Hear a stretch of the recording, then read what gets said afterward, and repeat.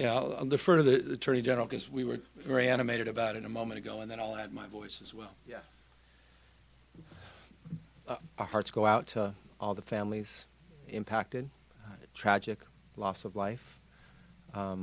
Another striking and sad and tragic example of America's unique disease, leading the world when it comes to gun violence, and it touching us, our families, our loved ones, our children, our neighbors in the most everyday of places, movie theaters and shopping malls and, yes, schools, where kids go to learn and should be able to go to learn without fear of a active shooting drill or an active shooter.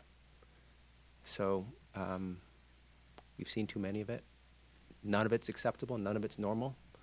We will continue to promote the blueprint of California that has led us to be, to transform from 30 years ago from being a state with one of the highest levels of gun violence to now one of the lowest because of our common sense gun laws that make us safer.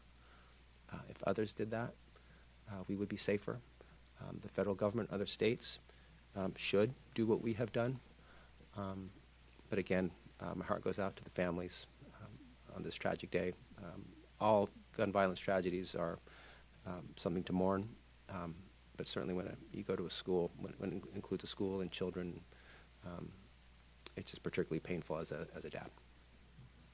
Yeah, I just add my voice. Look, I've got 4 kids, one just going into high school. The impact not only directly on the lives that were lost and those injured at this school, the impact on surrounding communities, the impacts, trauma that's occurring all across this country is a disgrace.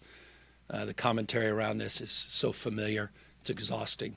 The commentary on the other side, talking about the politicalization of people stand up and say, what the hell is wrong with us? This is the only country in the world where we see this over and over and over and over again, and you're going to see it over and over and over and over again. Just God bless it doesn't happen to you or your community or your loved one because of the culture that we've created in this country and the gun laws in this country.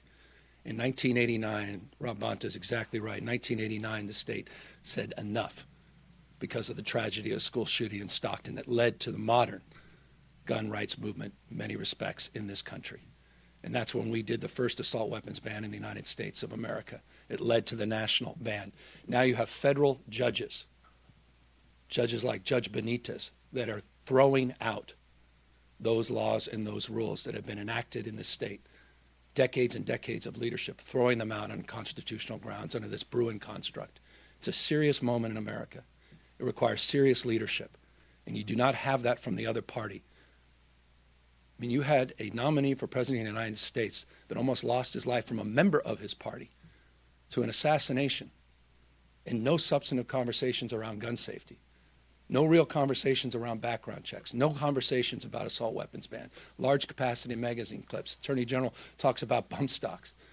Just dismisses that whole cloth because, well, the Supreme Court ruled on it. I guess we just have to roll over. Only in America. So forgive me.